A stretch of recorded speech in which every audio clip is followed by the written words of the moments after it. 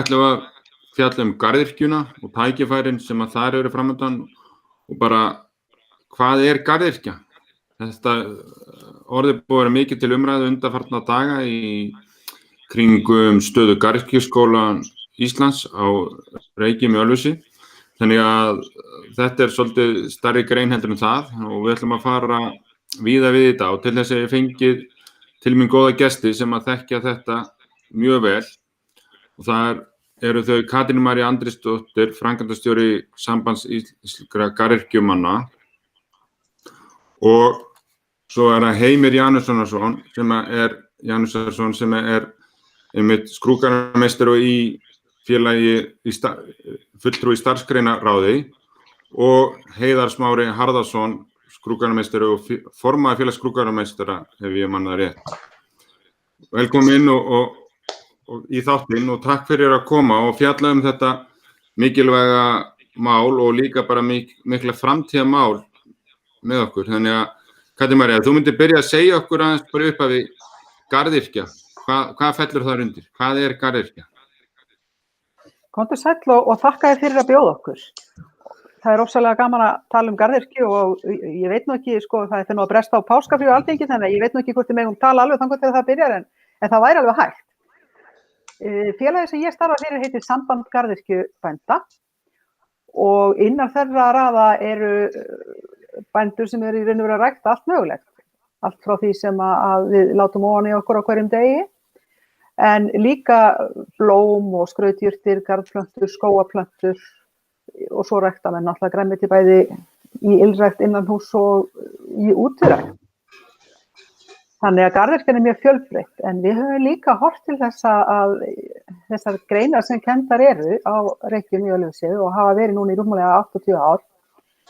Spanna mjög líkt við og stærstu garðyrkjufyrirtækin eru eiginlega á höfuðborgarsvæðinu, þar sem er mikið starf hjá sveitarfélögunum og skrúðgarðyrkjan kemur þar mjög sterk inn. Hún náttúrulega þrífst helst í borgarlandslagi, þannig að eftir því sem tímar líða þá horfum við meira á þetta kannski bara sem garðyrkju og ekki síður bara sem svona heildar umhverfismál. Akkurat. Heiðar, kannski einmitt komandi inn á það, skrúðgarðyrkjan er kannski meira að vinna með einmitt afurðirnar úr ræktunin og annað slíkt. Þannig að þið eru með fjölbreytta starfsemi og vinnu á mörgum stöðum, þannig að þetta eru svona margar mismunandi greinar innan garðyrkjunnar, ef þú getur farið betur yfir það með okkur. Já, skrúðgarðyrkjumeistarar vinna sem sagt við lóðarfrágang, svona að mestu leyti. Það hellulagnir og hleðslur og uppsetning og tækjum og búnaði og gróðursetning og grænna svæða.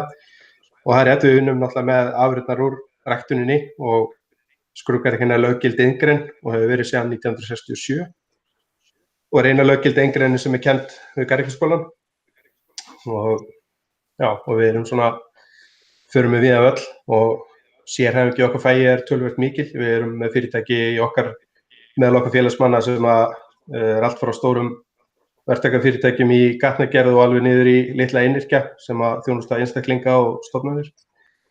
Þannig að við erum víða. Heimir, akkurat út frá þessu, þú starfar með starfsgreinaráðinu og þar lítur að vera komið svolítið inn á einmitt þessa fjölbreytni og hvað þarf að vera til staðar svo að þetta gangi allt saman eðlilega fyrir sig. Þannig að þú getur komið þá aðeins inn á einmitt þessa fjölbreytni og fjölbreyttu áskoranir í þessu.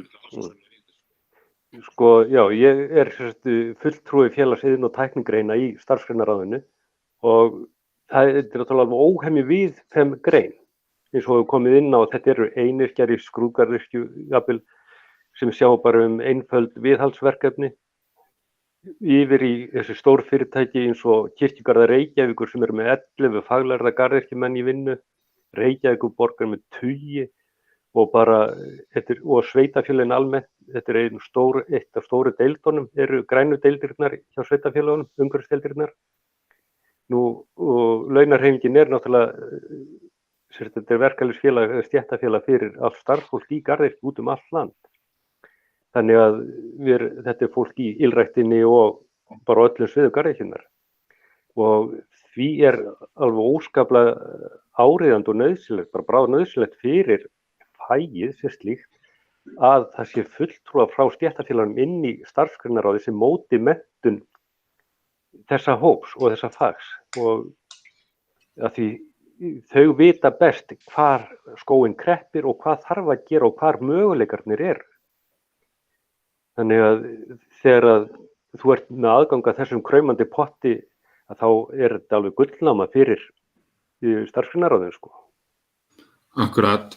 Og við förum með þennan kraumandi pott og hérna það sem við ætlum einmitt að tala tækifærin og framtíðin í að byggja upp á þessa miklu starfsemi sem þið hafið svona aðeins gefa okkur innsýn núna. Katrín María, hver svona helstu verkefni framundan?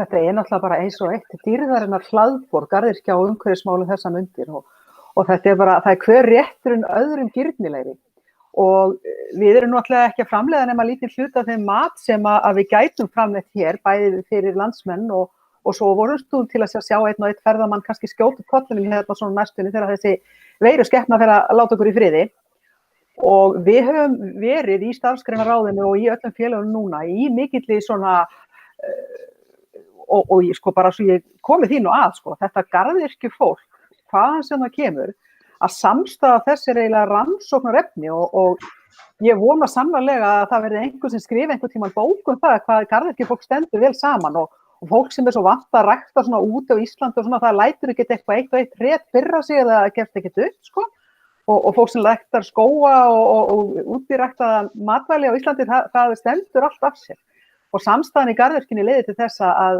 menn dálítið mikið saman að skoða þessi tækifæri líka og þess vegna þessi kjarasamningur sem Samband garðyrkjubænda gerir við Samein, hann í raun og veru fyrir alla garðyrkjufræðinga og skrúðgarðyrkjumeistarar eru svo löggilta iðngreinin í hópnum.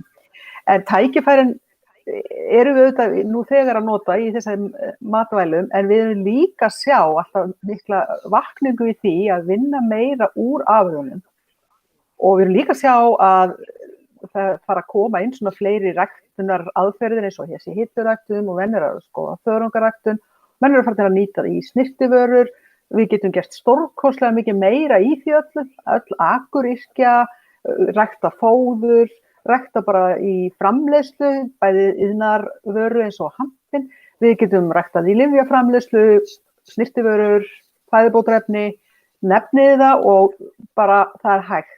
Og þetta alveg fyrir manneskja eins og mig sem kemur til starfa fyrir garðyrkjubændur fyrir núna 6,5 árum síðan.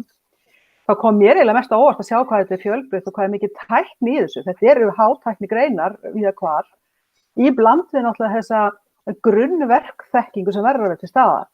Og það hefur verið svolítið svona áskorun að fá fólk til að skilja að það svo nauðsynlegt að menn kunni virkilega að rækta með höndunum og við týnum ekki þeim grunni því að sko það mikilvægt að byggja fræði ofan á grunninn, en ef að grunnurinn ekki fyrir hendi þá þurfum við öll að borða bara einhverja lokaskýrslur á elliheimilinu. Við verðum að fá út úr ræktunni það sem að við raunverulega þurfum áður en við getum farið að stuðla að vöruþróun í framhaldinu. Já, maður byggir ekki hús á sandi, það nokkuð ljóst. En Heiðar, hérna, þið hljótið verið svolítið að horfa á þetta líka, veist, fagfólkið í greininni og bæði sko horfa á þetta, hvaða tækifæri þetta gerir fyrir ykkur til þess að vaksa og sjá tækifærin. Mér langar líka að spyrja það út í sko, eru þið að finna fyrir þessar viðhorfsbreytingu? Er fólk meira að leita til ykkar? Er þetta orðið fjölbreyttari verkefni og eru fleiri einhvern veginn að hugsa einmitt í þessu, ég ætla ekki að segja umhverfismálum heldur hvernig umhverfið þeirra lítur út og hvað það sem í umhverfið þeirra? Já, ég held að það sé alveg borðliggjandi. Umhverfið okkar hefur raun og veru orðið mun faglegra og breyst mikið undanfarnum 20 árum.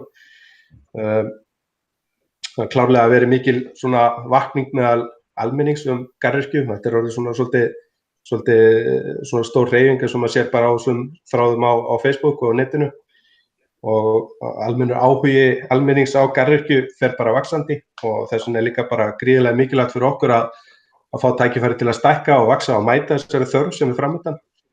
Það svona hvað verkefni framtíðarinnar varðar þá erum við í svona annarri baráttu gagnvart opinberum verkkaupum til dæmis sem að hamla svolítið vexti í okkar fagi eða þeir eru mikið að versla við ófaglærða í okkar iðngrein og hafa gert árabil sem að virðist engin endir verið að taka á því og það er svo stóra verkefni sem er næstu dagskrá hjá okkur en við þurfum að byrja á að bjarga náminu. Og það má kannski bæta því Akkurat, já, námið er mikilvægt. Í framhaldi af þessu sem hjá Heiðari að það er þessi mikla uppbygging, heitir innviða uppbygging fyrir ferðaþjónustuna á næstu árum, að það er þessi áningarstaðir sem þarf að byggja upp, að það er alveg típisk verkefni fyrir skrúðgarðyrkjuna og þarf ofboðslega fagmennsku, þetta er steinhleðslur og hraunhleðslur, þetta er alls konar fínn frágangur og viðkvæmur frágangur, þetta er verið að vinna í viðkvæmu landslægi og þess vegna alveg grátlegt ef það er verið að kosta stórum upphæðum í hönnun en kaupa svo þjónustuna frá lægstbjóðanda og ekki virða fagmennskuna. Þarna er gullið tækifæri til að byggja upp og undir skrúðgarðyrkjufagið og þetta eru gífurlegir möguleikar og tækifæri í framtíðinni í ferðaþjónustunni að skrúðgarðyrkjan taki þar yfir þessa þjónustugrein í uppbyggingunni. Og varðandi ræktunina við sjá þessi nýju fyrirtæki eftir að LED-lýsingin og þessi, hvað segir maður, lóðrétta ræktun fór að hefjast í sprettu og vaksa og hvað sem þetta heitir þessi fyrirtæki með LED-lýsingu og annað, að þetta er óveruleg tæknið þróun og orðin hátækni greinar þessi ylrækt og þarna eru tækifæri til framþróunar og mikli möguleikar. Ég tek svolítið undir þetta sem að Heiðar Já, mér langar að spyrja Heimir einu, svo ætlaði ég að koma inn á þetta og þér líka, Katrín, að þarna erum við að tala þetta einmitt í skrúðgarðyrkjunni, hvernig margir í þessu, en þetta er líka að gerast einmitt í ræktuninni, þetta er alveg frá heimaræktun, og að rækta við sumarbústaðinn eða heim í garðinum eða heim í glugganum, og alveg upp í þessa hátækni, þetta er svo fjölbreytt og einhvers staðar þarna á millitíðinni þarf fagfólki svo kom inn í þetta. Við sjáum eins og síðasta sumar, hvað gerðist þegar allir urðu að vera heima hjá sér, að það seldist upp allt pallaefni og öll sumarblóm og allar garðplöntur, það var bara uppselt í garðplöntustöðum. Því fólk vildi gera eitthvað í kringum heimili sín, það var heima hjá sér og það er að því voru að tala þess að vitundavakningu í umhverfismálum og borgar og bæjar umhverfi, það eru öll sveitarfélög að gera grænt í kringum sig og alvöru aðgengi, það eru fólk að fara að gera kröfur skjól og fallegt útlit á sveitarfélögunum og þá er það bara framleiðsla á íslenskum plöntum og unnið af íslensku fagfólki. Þetta er bara alveg, þetta er rakið dæmi og það verður, eins og segi, þetta er svo mörg tækifæri í garðyrkjunni að það er bara alveg, þetta eru dásendar tímar, Já, Katrín, þú ætlaði einmitt að koma inn á þetta er fjölbreytt svið. Já, og það þarf eiginlega einmitt að haldast hönd í hönd þessi mikli almenni áhugi sem við finnum fyrir og það bara eiginlega selst einasta laufblað sem menn hafa getað búið til hérna síðustu árin, hvort sem það er til neyslu eða annarra nytja og menn verða þetta líka að bera virðingu fyrir faginu þegar menn eru komnir í verkkaup og við myndum aldrei kaupa skurðlækningar af einhverjum sem væri ekki með réttindi bara því að bauð svo hagstætt eitthvað. Þetta er alveg það sama og oft er náttúrulega mikill kostnað sem fylgir því að þurfa að laga og jafnvel að fjarlægja eitthvað sem hefur verið rangt sett upp eða plöntuval ekki rétt og annað slíkt. Þannig að auðvitað horfum við á það að fagmenn sem eru menntaðir, þeir voru að gera eitthvað meðan þeir voru í þessari menntun og þess vegna er þetta heppilegustu ráðgjafarnir og framkvæmdaaðilarnir þegar það kemur. En það sem er svo spennandi líka er það að þetta teygir sig orðið þvert á allar greinar. Og eins og á Suðurlandi, þar sem að menntunin hefur átt rætur sínar í nú 80 ár, þar er einmitt bara að kristallast í raun og veru svona grunnur að þessari klasastefnu sem ég sá að iðnaðarráðherra var að kynna núna daginn og svona áherslu stjórnvalda í því að það er náttúrulegu klasi á Suðurlandi þar sem saman fer fræðslan, starfsmenntanámið, starfsemi flestra garðyrkjufyrirtækja er á Suðurlandi á þessum svæði og þjónustan í kringum þau fyrir sífellt vaxandi. Þannig að við erum komin með þennan náttúrulega klasa sem er þá nauðsynlegt að hlúa fallega að svo hann geti í raun og veru náð sem mestum áhrifum. Og ég verð líka að segja það því að ég nú svona líka kannski ekki síður í tengslum við bændasamfélagið og gerð búvörusamninga. Það er margt jákvætt sem hefur komið í gegnum búvörusamninga. Við erum auðvitað alltaf með langan óskalista og við náum ekki að fá allar óskir okkar í gegn í hverju sinni við samningaborðið, en það hefur verið framlag núna til dæmis til útiræktunar og ýmissa loftslagsmála og ýmislegt og við sjáum strax að menn eru að taka við sér, þeir eru að stækka ræktunarrými í ylrækt, það er að aukast framleiðslan í útiræktinni og þetta er auðvitað tæki stjórnvalda til þess að hafa þau áhrif sem menn vilja. Þannig að við í raun og veru segjum kannski við ykkur stjórnmálamennina, þið getið með verkum ykkar alveg haft mikið það að segja hvað gerist næst. Ef þið hafið skilning á starfsmenntanáminu og styðjið við grunninn og hjálpið okkur að byggja ofan á hann, þá erum við í góðum málum, en það er með verkum sem að menn sýna þetta. Þannig að ég er enn og aftur mjög þakklátt þér Vilji fyrir að koma þessu garðyrkjuspjalli á. En svo ég tala ekki alveg einn, þá kannski býð ég einn með að segja. Nei, já, mér langaði nefnilega næst að fara til hans heiðast með þetta að ef ég kalli ykkur þið fólki sem er að vinna þarna, bara atvinnulífi, þið sem er að vinna þarna þessi störf, þið hafið mitt svipað eins og Katrín var að koma inn og þið hafið öll verið að koma inn á að þið eru samheldin hópur og þið hafið saman búið til þennan klasa bara einhvern veginn á sjálfum sér með ykkar samstöðu, þannig að þið hafið svolítið fengið að móta námið og uppbygginguna í garðyrkjuskólanum. Þannig að þú kemur þið sjáu þessa sameiginlegu sýn þó að sé að vinna á sérhverjum stað innan flokksins. Já, það held ég. Það eru margir sameiginlegir snertifletir með þessu þáttum hérna í flest öllum ef ekki öllum þessum greinum sem eru kenndar við Reiki. Og þess maður geta að atvinnulífið tók náinn þátt í uppbyggingu á nýju námskrám frá 2012 sem fengust samþykktar 2018 og fengu þar að leggja hönd og plóg og leggja upp í raun og veru svona hinn fullkomna garðyrkjumann, hvernig hann lítur út að útskrift lokinni. Þannig að atvinnulífið og skólinn hafa raun og veru unnið mjög náið saman alveg árabil. Þó svona frekar hallavönda fæti kannski núna síðustu 2 árin, en það er en já, þetta er svona góður punktur sko að kannski þetta deiliefni sem kom upp 2019 hafi bara þjappað hópnum ennþá betur saman og við erum bara ennþá meira samstíga núna heldur nokkuð tíman áður. Og þetta lítur að skipta ykkur miklu máli að hafa þetta samtal til þess að þið við uppbyggingu námsins til þess að einmitt eins og þið voru að koma inn á áðan að fagfólkið í greinunum sé til staðar, sé til svona, ræktunarstjóri inn í ylræktinni, það sé til garðyrkjufræðingar til þess að takast á þessi nýju og aukna áhuga á að hafa umhverfisvægi og allt það.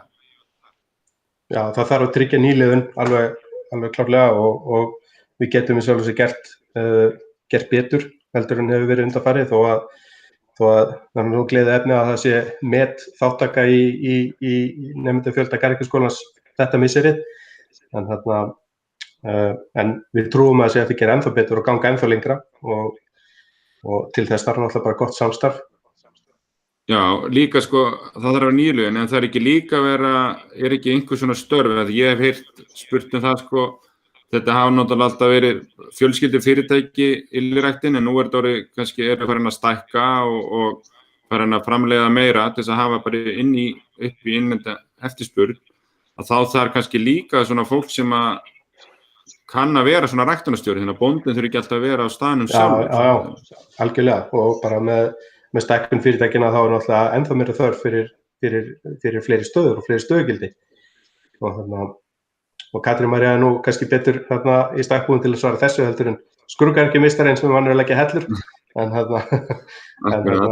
En að sjálfsögðu, þetta er bara, við höfum alveg skýra framtíðarsýn hvað þetta nám varðar og þá má líka geta þess að tæplega helmingur námsins í starfsmenntanáminu fer fram í atvinnulífinu inn á vinnustöðum. Þannig að það raun og veru skólinn sem sér bóklega þáttinn og verklega kennslu en svo koma verknámið á sér stað út í atvinnulífinu. Þannig að við erum að taka mjög virkan þátt í skólun þessara nemenda til framtíðar. Sem mikilvægt og þá komum við að því Heimir sem að hefur nefnt það grunnurinn að við þurfum ekki bara rannsóknir og lokaskýrslur eins og Katrín María kom inn á. Við þurfum að fá fólk sem er tilbúið í því að eins og hefur komið náleggja hellurnar eða tína tómatana eða sjá grunninn til þess að sé það einhverju fleiri til þess að fara þá í vísindin seinna. Og þá þarf að gera þetta, sýna þessu fagi þá virðingu til þess að fólk fari í það, að það sé ekki vera að ganga fram hjá fagfólki og versla bara við lagsbjóðanda og sýna þessu handverki, því þetta stór hluti af þessu handverk, og sýna því tilhlýðilega virðingu og svo líka þessu, ég verð að segja bara ástríðu.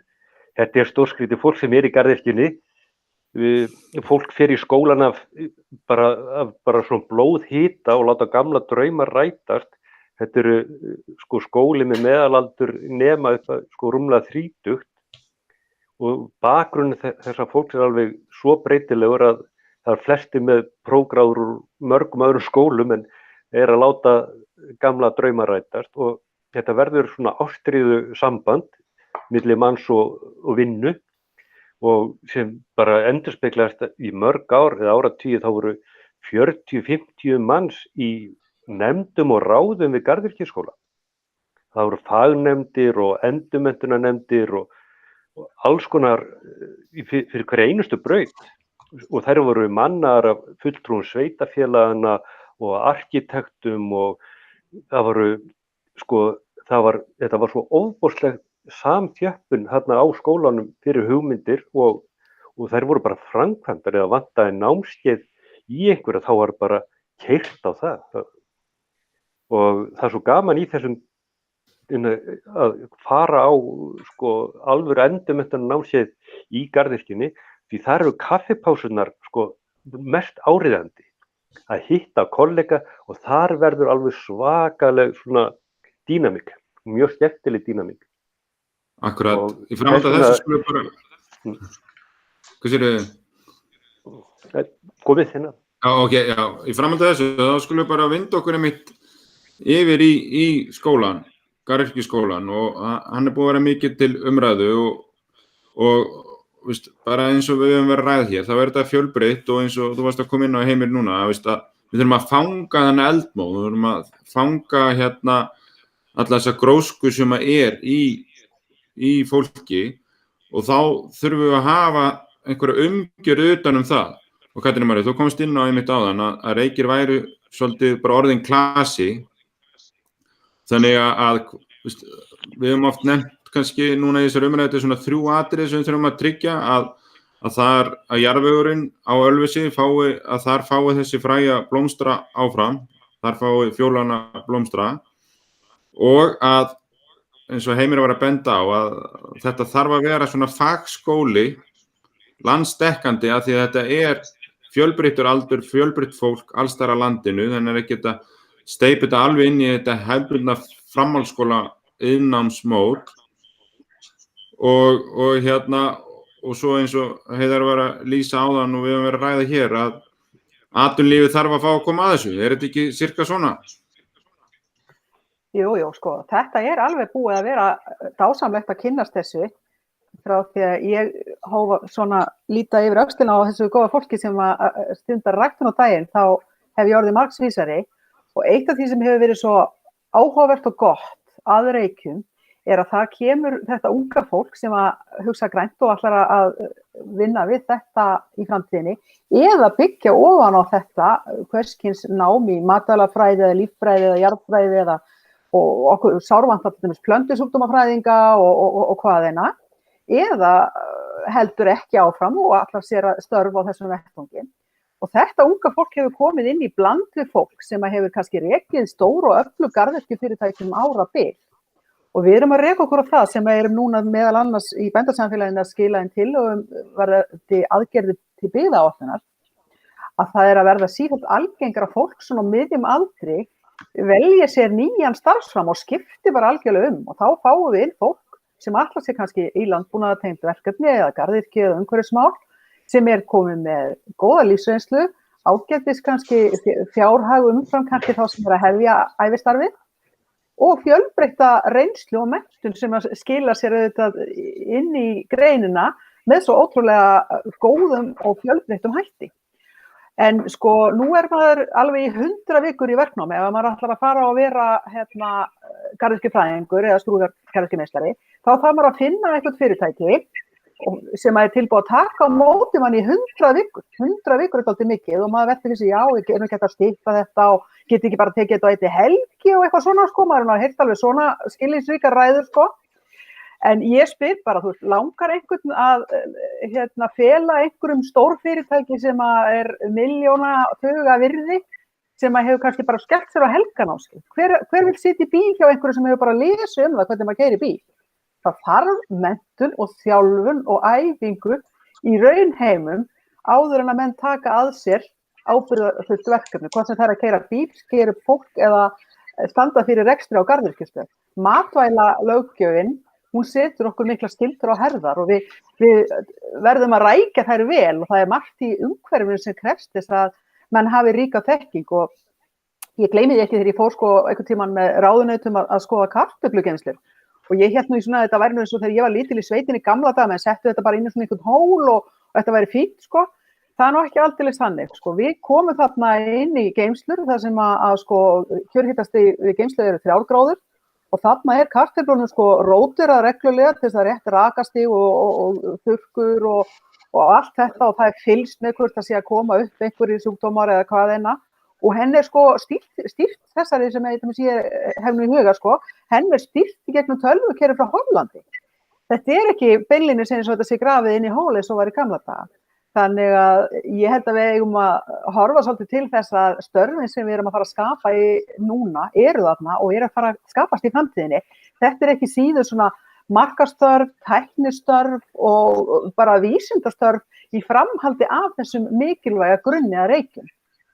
Það svona fjölbreytnin í því er líka hvers konar störf við erum að fara að skapa.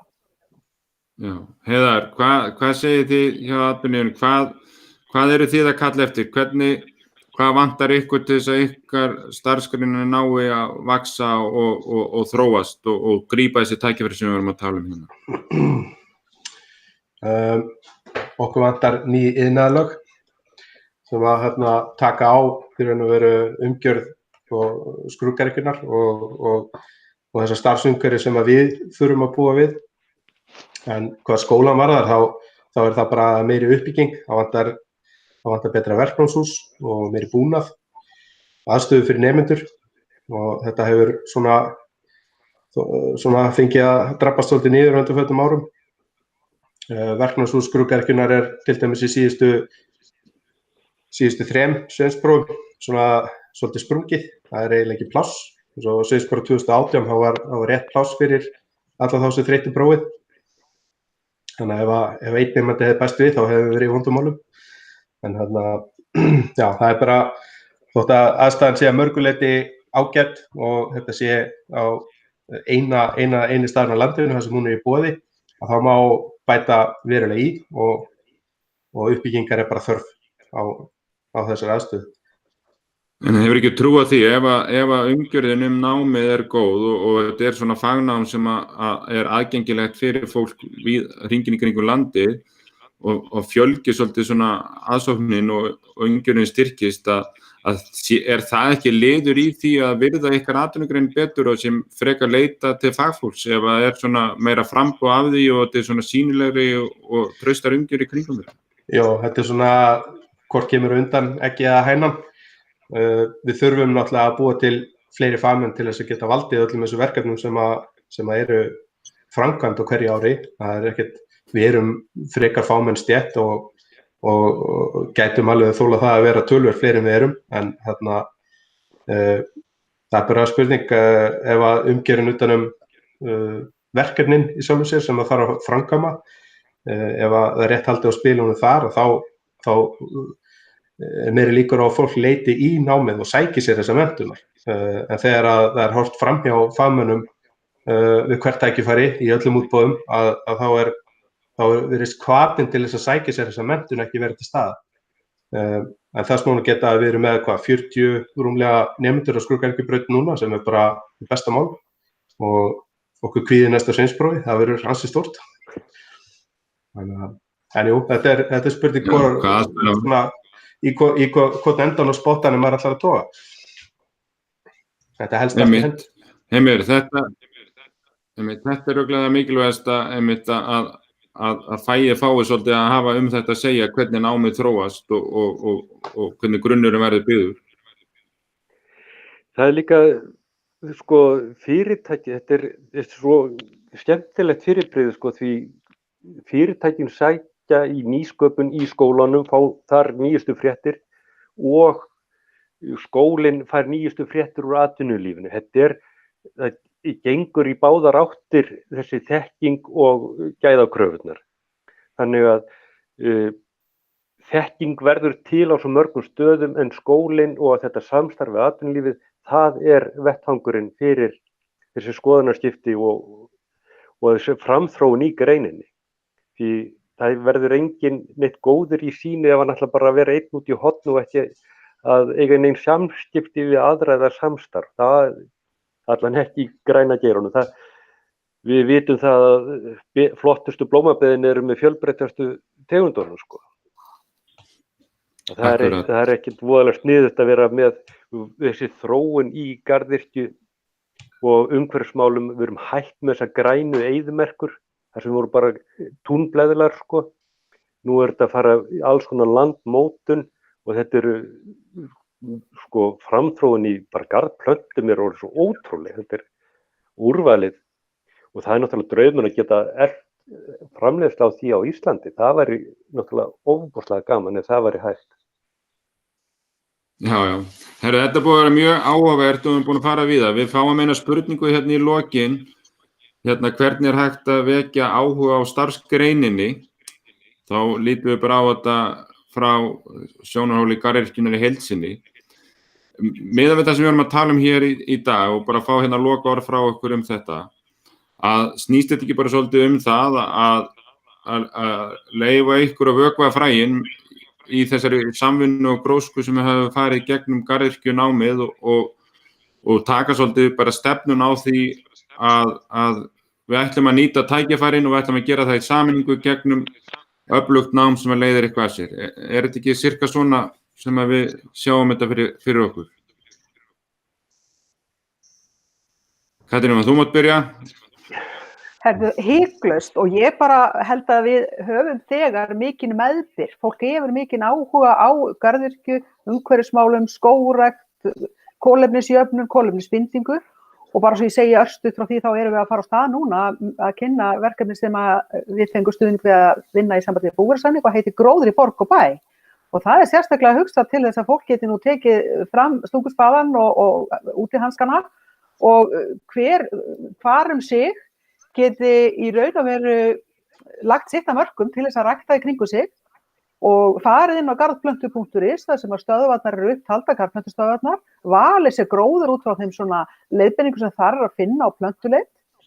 En gagnvart svona öðrum sem eru kannski meira að hugsa matjurtir eða ylrækt eða annað slíkt, blóm og fleira, ég bara myndi segja að við erum að vera ofsalega dugleg og það er það sem að okkur langar náttúrulega til þess að fá að koma meira að náminu sjálfu, en það atvinnulífið, við sem hér erum auðvitað fulltrúar þess og okkur langar að koma meira að því að móta þetta og geta snúa okkur að því að gera styttri námsleiðir, gera endurmenntunina, gera í raun og veru klæðskera sniðnar litlar stuttar námsleiðir í bland við stærra faglegt nám og þannig að menn geti líka safnað sér einingum og gert alls konar og bara boðið fólki það sem það vill fá. Við erum ekki vandræðin hinum megin og allir þeir sem horfðu í gamla daga á þættina hérna Gurri í garðinum það er ekki svo langt síðan, að þeir eru dálítið farin að skila sér þarna inn sko, og Gurri er enn að og ég veit svo sem ekki til þess að neitt hafi hingað til sko, fleiri fengið fálkaorðu fyrir garðyrkju en ég hugsa stundum til þess með hlýhug að það skildi hafa gerst því að hún var sko virkilega vel að því komin og hefur svona verið svolítið andlit garðyrkjunar út á við en þau eru mörg fleiri og mín loka orð verða því bara eftir þetta frábæra spjall Græna hliðin upp, takk fyrir. Akkurat, og þið grasrótinu Heiðar, þið eru tilbúin í að grípa tækifærin, fáið þið bara andrými til þess? Alls og byggjum bara auðfúslega það, bara að fá tækifæri til þess að lifa þessu geira að vaxa svolítið. Þannig að, Heimir, við vonum þá bara að málefni Garðyrkjuskólans leysist núna á allra næstu klukkutímum fyrir páska og við förum bara bjartsýn inn í páskana og störfum í garðyrkju mun fjölga eins og enginn í morgundagurinn strax eftir páska, eða ekki? Þetta verður upphafið að bara tómri hamingju, sko, því við ætlum að líta það stórt á okkur og fagið lítur svo stórt á sig. Það er svo yndislegt við að þetta litla fallega fag lítur svo stórt á sig að við treystum okkur alveg til þess að hafa stjórn og þekkingu til þess að koma að menntun í faginu. Og það vita það allir, við erum best í því. Það getur enginn toppa okkur þar. Nei, þetta eru glæsileg lokaorð að við lítum stórt á okkur og enginn getur toppa okkur. Með þessu hugafæri kemst maður langt. Ég þakka ykkur kærlega fyrir að koma og ræða þetta mikilvæga mál og ykkur sem horfðuð og hlustuð, þakka einnig fyrir og Andra Stein Hilmarsinni tæknistjóra okkar í dag. Sjáumst hér aftur í næsta þætti. Kærar þakkir. Takk.